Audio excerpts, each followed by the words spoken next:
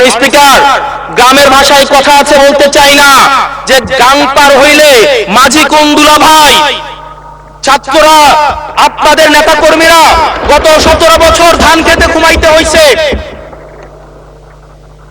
ত্যাগ তিতিক্ষার মধ্য দিয়ে যেতে হয়েছে। মহাসচিব কান্না করে বলেছে তাদের নেতা কর্মীরা ঢাকায় এসে রিক্সা চালিয়ে জীবন নির্বাহ করত। ৭২-এর সংবিধানের কিছু কিছু বিষয়কে ওনারা সম্মান দিয়েছেন, তার মানে কিছু কিছু বিষয়কে ওনারা সম্মান দেয় নাই। তার মানে এই অভ্যুত্থানের পরে এই সংবিধানের কিছু অংশ ওনারা মেনেছেন, কিছু অংশ ওনারা মানেন নাই। ওনারা কেবল ওই অংশটাই মেনেছেন যে অংশটা ওনাদের পক্ষে গিয়েছে, যে অংশটা ওনাদের বিপক্ষে গিয়েছে এই অংশটা ওনারা মানেন নাই। মাননীয় স্পিকার, এই ধরনের প্রকৃতি সম্পন্ন যারা আছে বাংলাদেশের পার্লামেন্ট যারা দেখছেন তারা সিদ্ধান্ত নেবেন, যারা কখনো কখনো কনফর্মিস্ট, যারা কখনো কখনো রিফর্মিস্ট, তারা মূলত অপরচুনিস্ট। এখন আমি সংবিধানের কিছু কিছু ধারা মানব, কিছু কিছু ধারা মানব না। আমি কখনো কখনো সাংবিধানিক, কখনো কখনো আমি অসাংবিধানিক। মাননীয় স্পিকার, যখন ডক্ট্রিন অফ নেসেসিটির প্রশ্ন আসে, মাননীয় স্পিকার, এই এক্সিস্টিং সংবিধান অনুযায়ী যখন 7A এবং 7B বলবৎ থাকে, সেই জায়গা থেকে আইনজ্ঞরা, মাননীয় স্বরাষ্ট্রমন্ত্রী উনি থাকতে ভালো হতো। ডক্ট্রিন অফ নেসেসিটি, মাননীয় স্পিকার, 48-এর 3 অনুযায়ী রাষ্ট্রপতি সুপ্রিম কোর্টের মাধ্যমে একটা এই 106-এর অ্যাডভাইজরি একটা রুল আছে মাননীয় স্পিকার। এই অ্যাডভাইজরি রুলের মাধ্যমে সংবিধানের ফান্ডামেন্টাল কোনো বিষয় কম্প্রোমাইজ করা যায় না।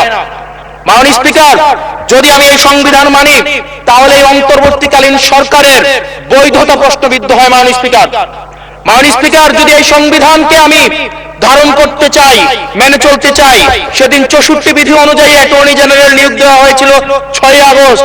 মাননীয় স্পিকার, এই সংসদে প্রশ্ন রাখতে চাই, তৎকালীন বর্তমান রাষ্ট্রপতি চুপ্পু, তখন বলা হয়েছে অ্যাটর্নি জেনারেল নিয়োগ দেওয়ার ক্ষেত্রে প্রধানমন্ত্রীর সাথে আলোচনা করতে হবে। সেদিন কোন প্রধানমন্ত্রীর সাথে আলোচনা করা হয়েছিল সেটা আমাদেরকে অ্যাটর্নি জেনারেল জানাবেন।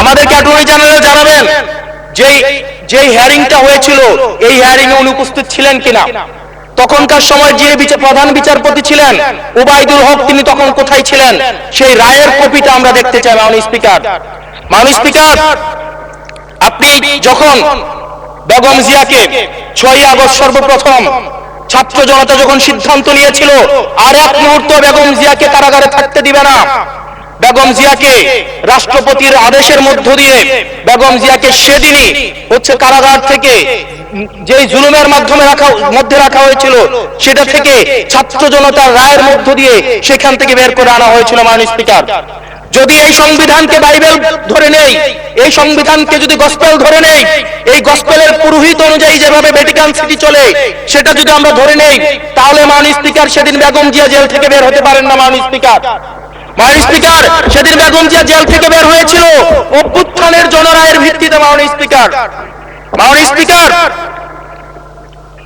আপনারা বলছেন আপনারা ঠিক সেই জায়গায় আপনারা সংবিধানকে আপনারা মানছেন যেই জায়গায় সংবিধান থেকে আপনারা বেনিফিটেড হবেন। মাননীয় স্পিকার, গ্রামের ভাষায় কথা আছে বলতে চাই না যে গাং পার হইলে মাঝি কোন দুলা ভাই। ছাত্ররা, আপনাদের নেতা কর্মীরা গত 17 বছর ধান খেতে ঘুমাইতে হয়েছে, ত্যাগ তিতিক্ষার মধ্য দিয়ে যেতে হয়েছে। মহাসচিব কান্না করে বলেছে তাদের নেতা কর্মীরা ঢাকায় এসে রিক্সা চালিয়ে জীবন নির্বাহ করত। আজকে দেখেন, আজকে লক্ষ লক্ষ নেতা কর্মী তাদের রক্ত দিয়েছে।